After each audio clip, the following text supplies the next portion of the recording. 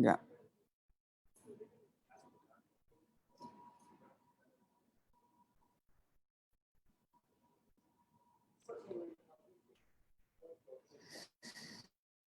Okay. Continue our Gemara in Yoma. Taf Chaf Ches Ein Ches Amud Aleph. 77A. 78A, I'm sorry. Got numbers backwards. Okay, so as I mentioned when we finished the Shulchan Aruch, that some of the halachos that we learned about washing on Yom Kippur are going to come up presently in the Gemara, which we're going to get to today, Mitzvah Shem. But I mentioned that we stopped over there, even though we could have stopped at the end of this page, because the Gemara gets into a discussion about shoes, which is a little bit unrelated, and that's what we're going to do first. First, we're going to get into shoes, not related to Yom Kippur, not related to the prohibition of not wearing shoes in Yom Kippur. That's going to come up at the end of the page, and then the beginning of the next page. But now it's going to talk about wearing shoes in general, related to Shabbos and Yom Tif, as it pertains to walking through water. And then we're going to do a few more halachas related to washing on Yom Kippur, all of which we already saw the halacha in the Shulchan Aruch. And then after that, end of the page, beginning of the next page, we're going to get to the halacha of wearing shoes on Yom Kippur. So you'll see at the end of the narrow set of lines, there's a parenthesis, and that's where we are. So the Gemara is now going with the premise that after the lengthy discussion about the permissibility to walk through water on Yom Kippur for the sake of a mitzvah, for the sake of some other purpose, other than the pleasure of walking through the water. So the Gemara asks, Tinnach, this is all well and good, Yoma Kippurim, that we allow someone to walk through water on Yom Kippur, and we've said, you have the page? Ein Ches Amud Aleph. And we've said that there's no, you've avoided the issue of violating the prohibition of washing in Yom Kippur because it's not your intention. The violation of washing in Yom Kippur has to be for pleasure, not for a mitzvah. And if it's for a mitzvah, it does not qualify as the prohibition, therefore permissible. So that's all fine and well. Why? The Leika Minno, because a person is not wearing a shoe. But Shabbos on Shabbos, the Ika Minno, where a person is presumably wearing shoes, what's the halacha? Why would Shabbos be different? The reason why Shabbos would be different is, as Rashi explains for us, the problem is that he might get wet, he must take it off, and take it off, he'll end up carrying it. When there's no shoes, no problem. But you might take it off and carry it. Even though Rashi gives, will fall off and carry it. Yeah. The Rashi actually gives two options, but we're going to go with the second option there. We're worried you're going to carry your shoe because it fell off or you take it off or something like that. Okay, so Amar Nechemia, Chasna ben Nesiya, Nechemia, son-in-law of the prince of Israel, the leader of the Jewish people at the time. And I think it's in Babylonia, so it would be the exilarch. But usually the Lashon there is Herdesh Galusa. Ben Nesiya, Rashi doesn't give a name of who Nechemia's father-in-law was. Anyway, Nechemia, the son-in-law of the Nasi, the prince of Israel, not the political prince as in son of a king, but prince as in rabbinic / political leader of the Jewish people at the time. So there's a practice that existed for Jewish people until they left Babylonia some 100 years after the Gemara was done. Lasted for a very long time. It could be Rabbi himself, but Nechemia is the son-in-law of Rabbi. I don't think Rabbi Ami and Navasi lived at that point, though. I think Rabbi and Navasi are later, unless I'm wrong about that. Anyway, Nechemia is Chasna ben Nesiya. Nechemia is in this son-in-law. He married into the household of the prince of Israel, the Jewish people. And he said, I observed that Rabbi Ami and Rabbi Asi were often quoted together. It seemed they were close friends and chavrusas, study partners. They're often quoted together as either disputants or as saying something together. So I saw the Matu, or Kuma Damaya, they came to a pool of water and they required going across for permissible reasons, I suppose, obviously. Vavrua derech malbush. And they walked across the water in their shoes, but as they were wearing it, meaning they didn't take it off, but they wore it and just kept on walking right through. Gemara says, Tinach, that's all well. Minol, if you're wearing a shoe, which you can tie to your leg tight enough that it's not going to fall off in the water. But sandal, which is the same word in English, sandal. Yeah, sandal.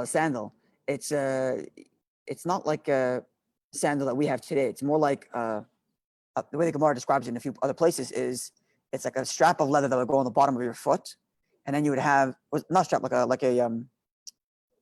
leather mat cut out to the size of your foot that would put on like a piece of leather sole without any walls though.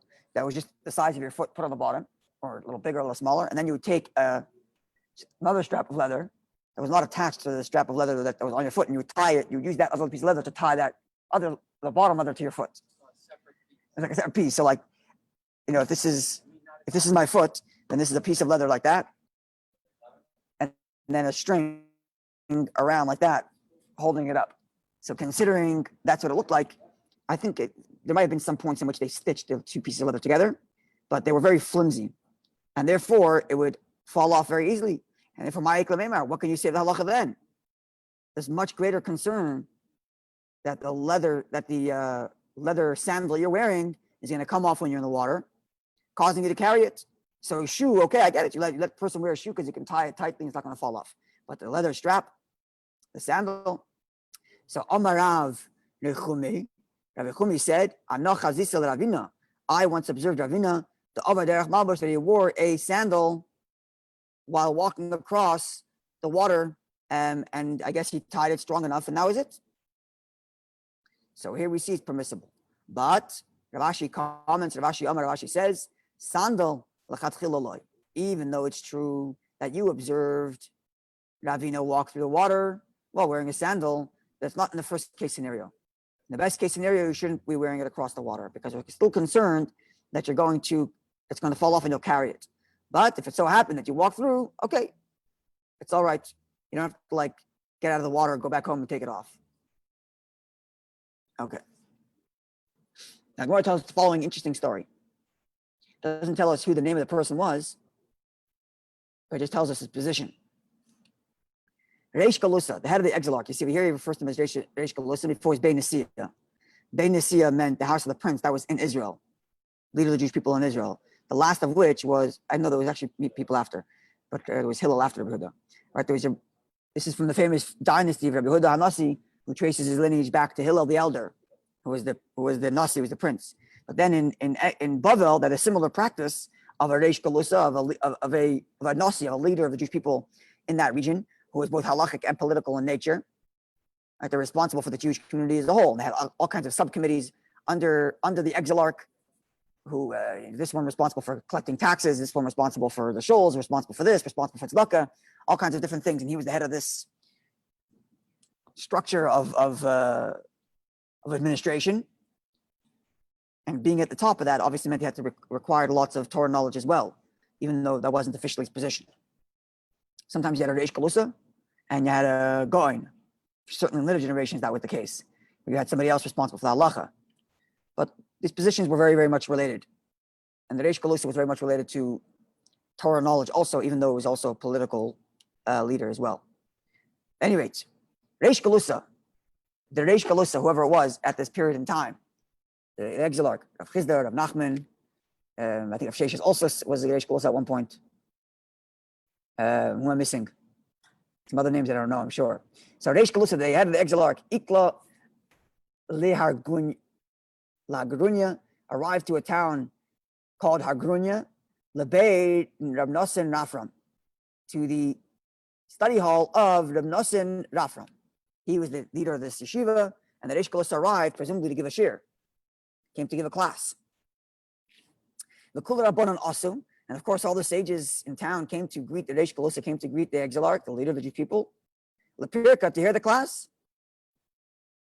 Right, so he did come for a class, but and then so even though as I mentioned before, even though he's a political leader in nature, it's very Torah related. You can't be a political leader in Judaism and not have Torah to back you. It doesn't work that way, not in Yiddishkeit at least.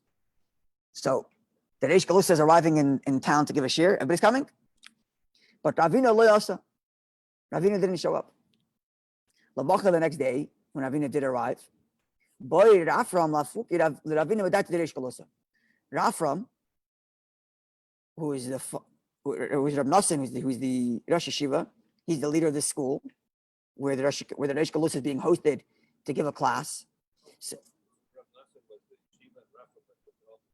oh, sorry, you're right. Rab Nassim is the yeshiva, and Rafram is one of the other sages who came with the other scholars, right? So Rafram is one of the scholars in the yeshiva, wanted to defend Ravina in the eyes of the Reish Galusa, so that the exilarch doesn't get slighted by him and doesn't have a negative feeling toward him. So before the Reish Galusa had a chance to say anything, before the exilarch, this distinguished guest, had a chance to say anything, Amar Lei, Rafram turned to Ravina and giving him an opportunity to excuse himself, said, "My time pirka. Why didn't you, Ravina, come to the class yesterday?" Amar Lei. So Ravina said, "Havakoyev likari, my knee was hurting me." So Rafram responded, "You should have put on shoes on." So Ravina answered, "Gava the karahava." It was the pain was in the back of my heel, so putting a shoe on would hurt even more. So Rafram says, so maybe we should put on a sandal. It's not a shoe, right? It's open, so it's not going to have that pressure. Amar Lei, so Ravina said to him, this happened on Shabbos when he gave the shir, when the Reish Galusa gave the class. So Ravina said, Urkama Damayahava, there was a pool of water, but Urcha on the path, and I couldn't go through. So he said, Rafram, but you can walk through the water while wearing your shoe. We already established that earlier, while wearing your sandal. Amar Lei, so Ravina responded, Loi Saval Amar, does master not hold of that which the Hadam Rav Ashi, that which Rav Ashi said, sandal lachatchila loy, that when it comes to a sandal, even though if one did, it's okay, but to begin with, one should not walk through the water wearing it, and therefore I didn't go, so they didn't want to violate that which Rav Ashi said. And this was Rafram's way of leading Ravina into a conversation that would excuse why he didn't come to the class yesterday. And it's all brought up here to make the point that this Rav Ashi's teaching is accepted as a halachic factor. It just dawned on me that Ravina and Rav Ashi are the last people of the Gemara generation, which means this is towards the end of the Gemara's era. So Ravina and Rav Ashi are two characters in the story. Ravina is quoting his companion, really, his colleague, Rav Ashi. Contemporary, yeah. They together they're the last redactors of the Gemara. Ravina and Rav Ashi. There are a few lines that come afterwards from Rabban Savaroi, but mostly from closest at Ravina and Rav Ashi. What are you going to say? It's okay. But to begin with, you should not. That's correct. Okay, now the Gemara gets back to the halachos of washing on Yom Kippur. But now it's the other parts of the Shulchan Aruch which we learned, but they are related to what we talked about, touching something that's wet rather than actually bathing. Right? Remember this from Shulchan Aruch? Touching something that's wet. That it's forbidden to touch something that's wet enough that make your hand wet enough that it will in turn make the other hand wet. Yes. So that's where we're going to read the source now for that teaching. So says the Gemara. Tani Yehuda bar. That's correct. Clay. That's what's coming up right now. Correct. Tani Yehuda bar Gregoris. Yehuda, son of Gregoris. Gregoris, I'm not sure I pronounce the name. This is what he said. It's forbidden to sit upon mortar. Yom Kippurim on Yom Kippur. Rabbi Levi explained, doesn't just mean any mortar is forbidden, but Abatina mitbachas. It's talking about moist or damp mortar. Amar Abai further qualified. What exactly qualifies as dampness enough to make it forbidden? If the clay is damp enough that it will make your body wet enough that you can then in turn make something else wet. So simply put, you put my right hand on the clay, and if I took my right hand and touched my left hand would be wet, then that's the kind of clay that I cannot sit on Yom Kippur or even touch for that matter, because it would be washing. Again, only if it's for the sake of the pleasure of it. If it's for some other purpose, then it would be permissible, as we explained in the past, last week. Amar the River explains, one may cool off holding cold fruit. We also saw this in the halacha. It's not wet. And the problem is only pleasure of washing, not the pleasure of cooling down. And therefore, using cold fruit from the fridge to cool your body down, that's okay. And as we'll see from the Gemara, I mentioned this in the Shulchan Aruch, that it seems like it was an issue back then. You have no air conditioner, you're fasting all day, you can't drink water, and you're in the heat. You need some way to cool yourself down. Today we have air conditioners, we're okay, but back then this was a struggle. And if the Gemara says, Rabbi Yehuda would cool himself down by holding squash. Rabbi and Rabbi would cool down by holding a young baby that was cool and had a cooler body temperature than him. Rabbi would cool down by holding a silver cup. And Amar Papa says, Kisa the kaspa, if you're holding a silver cup, mole, if it's completely full, usher, it's forbidden. If it's completely full, it's forbidden because it's going to spill out, right? If it's full of water, it's going to spill over, and then you'll violate washing. But chaser, if it's partially empty, sharded, it's permissible.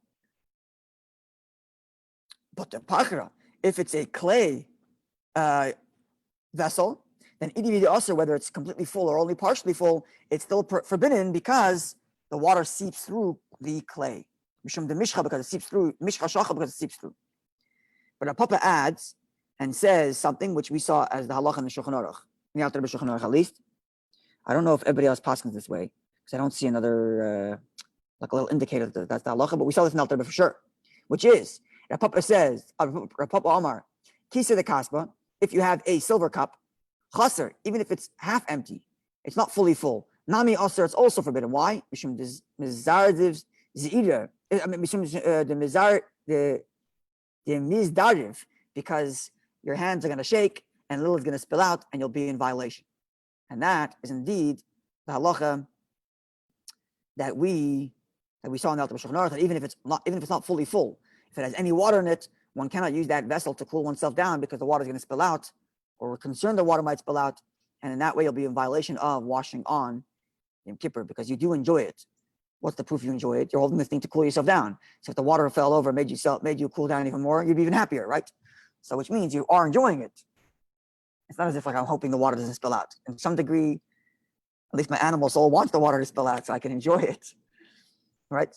And therefore it'd be forbidden to cool oneself down. A modern example we use this: you take out a bottle of water from the fridge and you want to cool yourself down by putting it to your face. That would be forbidden on Yom Kippur. Or taking ice and putting it to your face, for certainly would be forbidden on Yom Kippur.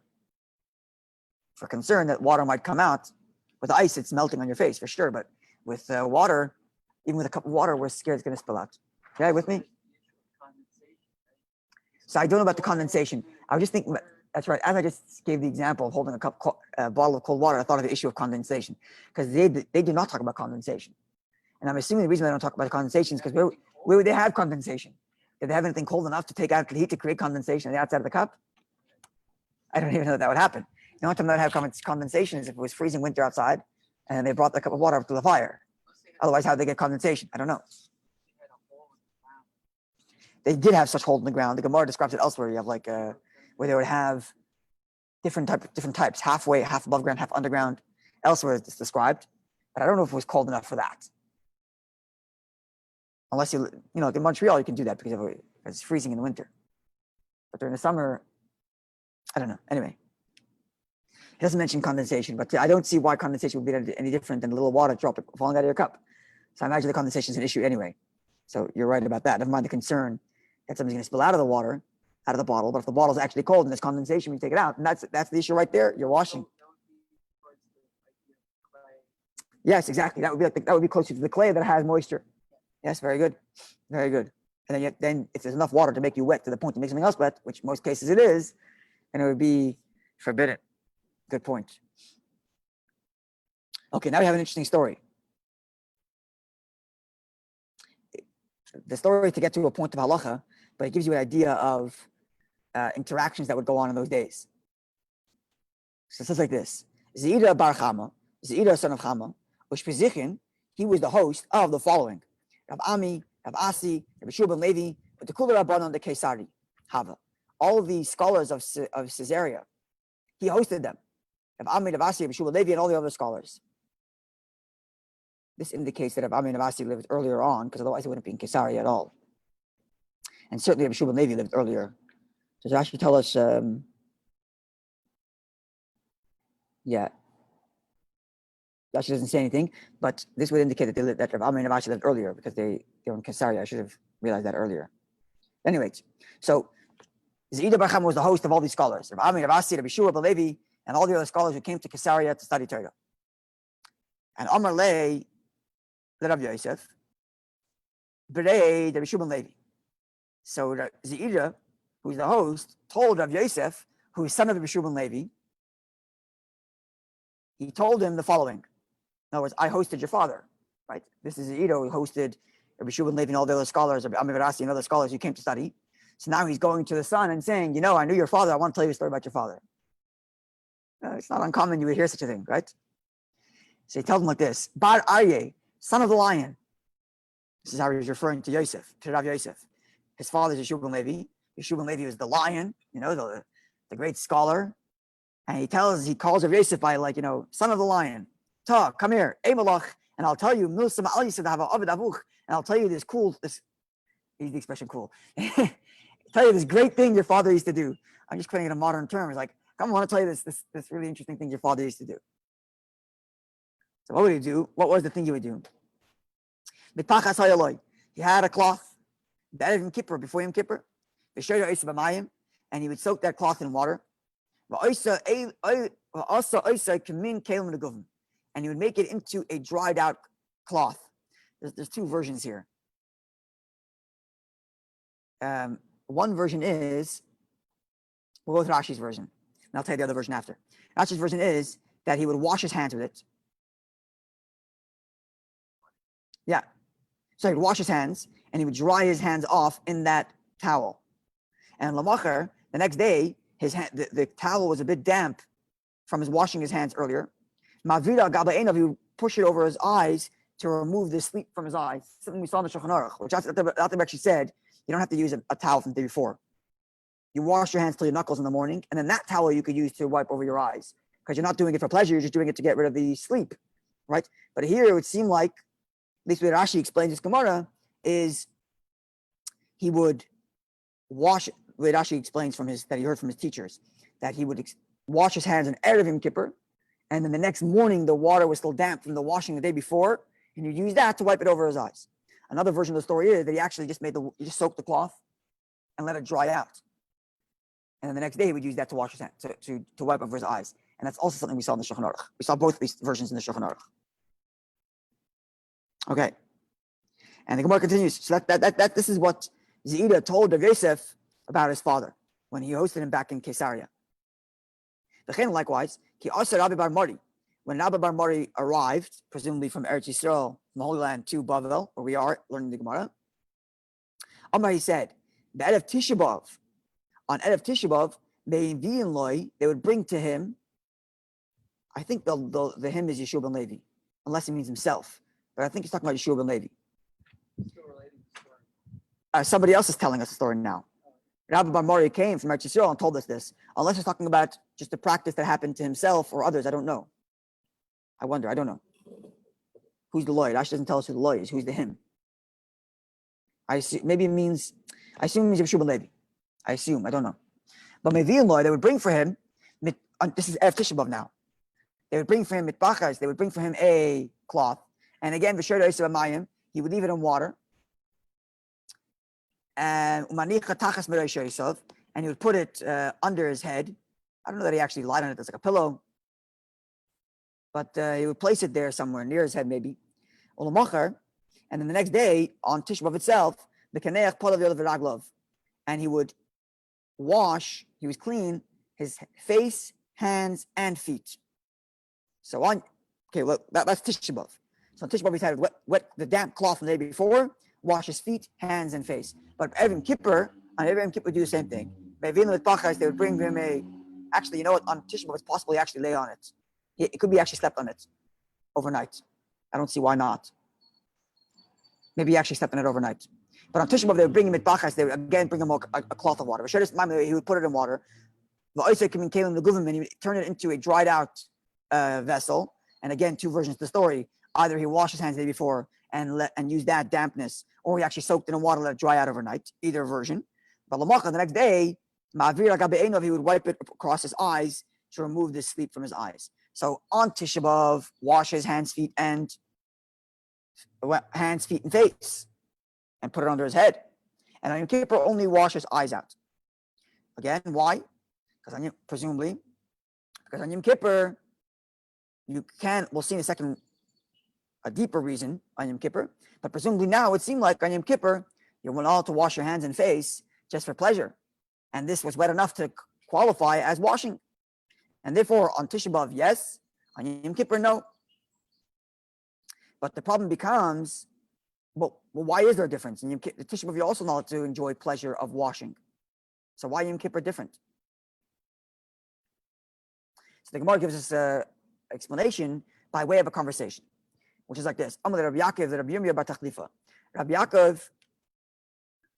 told Rabbi Yirmiyah bar Tachlifa, Ibcha Amrislan, you told us that we should learn the story of the reverse, that on Yom Kippur he washed his hands, feet, and face, and on Tisha B'Av he only wiped his eyes, because he wanted to be more sad on Yom Kippur on Tisha B'Av than on Yom Kippur. Right? Yom Kippur is a holiday. It's a Yom Tif. Tisha B'Av is a sad day. So he wanted to be more sad on Tisha B'Av. So he was more sad on Tisha B'Av by not washing his hands, face, and feet, only wiping his eyes to wake himself up in the morning, to remove the chevle shena, to remove the sleep that's at his eyes. But on Yom Kippur, he would wash his hands, feet, and face. But Rabbi Yaakov continues to Rabbi Yirmiyah, this is what you told us. And we responded to you that you missed the point. Schlita is the issue. The issue is not just about enjoyment. Enjoyment is one issue. And the halacha is, if it's been dried out to the point that doesn't make something else wet, then you're allowed to wash your hands, feet, and face. Right? If the cloth was so dried out that it doesn't make your face wet enough to make something else wet, then you're allowed to wipe your face with it. Tisha B'Av and Yom Kippur equally. So why didn't he wash his hands, feet, and face on Yom Kippur and only wash his eyes? Not because of the issue of not enjoying washing. That he got away with. That already was taken care of by the fact that it wasn't so dry, it wasn't so wet. It was already dried out. The reason why he didn't wash his hands, feet, and face in Yom Kippur is because of the issue of schita. Schita is one of the 39 malachos of Shabbos. It's a derivation of one of the 39 malachos, which is you cannot wring water out of a cloth. And that's why I didn't want to wipe his hands, feet, and face, because even though it wasn't so damp as to make him wet enough to make something else wet, but he was worried about squishing it enough to make some liquid come out. Meaning like this: if he took it and wiped it across his eyes, okay, that was good. He did it for and the truth is actually at that point, even if it was fully wet, it would be permissible, because it's not for the enjoyment, it's for the removal of sleep from his eyes. But if let's say it was dry enough that it did not constitute a violation of washing, and therefore he's allowed to wash his face, he's allowed to wipe his face, feet, and hand with it. But if he squeezed it hard enough, some liquid would come out. And then there's the issue of more than the issue of accidentally washing on Yom Kippur. The bigger problem is slita. The bigger problem is wringing out a towel. Whereas on Tisha B'Av, it's not so wet, and therefore he's allowed to wipe his face, hands, and feet. But he's not worried about squeezing it to the point of violation, because there's no problem with that violation on Yom Tisha B'Av. It's not Yom Tif. Clear? This is the way the Gemara should be read, the way I understand it.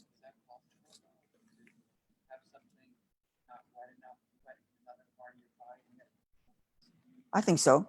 Meaning there's one level of touch of making you wet by touching it, by wiping it on you. Another is squeezing it. If you squeeze anything hard enough, you can get liquid to come out. Right?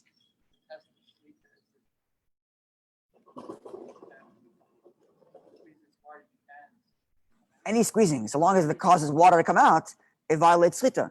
Right? And in this case, he's worried that he would he would rub it too much on his feet or his face or his hands, and then some water would come out, and he would violation of slita. Even if Schita, yeah. It's a biblical prohibition. It's one of the 39 malachos. On Shabbos, absolutely. One has to be very careful when one goes to mikvah on Shabbos, not to wring out their beard. Serious. Not to wring out the beard, not to wring out the towel. One has to be very careful. They don't, you heard such a thing. People don't dry their hair. It's dangerous. The Gemara mentions a few times, and Shulchan Aruch mentions a few times, not to wash, not to leave your head. The Rambam mentioned in Hilchos Deis also a few days ago, last week in Rambam, that even in the summer, make sure to dry your head very well. It's dangerous. There's a wind on the head, so you have to be careful not to wring it out. That's the hair on your head is not that long. Beard might be a little bit more of a concern with wringing out. Anyway, okay. Now the next story we're going to leave for now, because the next story is actually a long story to introduce certain scholars that are going to lead us to a discussion on wearing shoes in Yom Kippur. But it's a very, very interesting story. It's coming, God willing, tomorrow. Have a good day.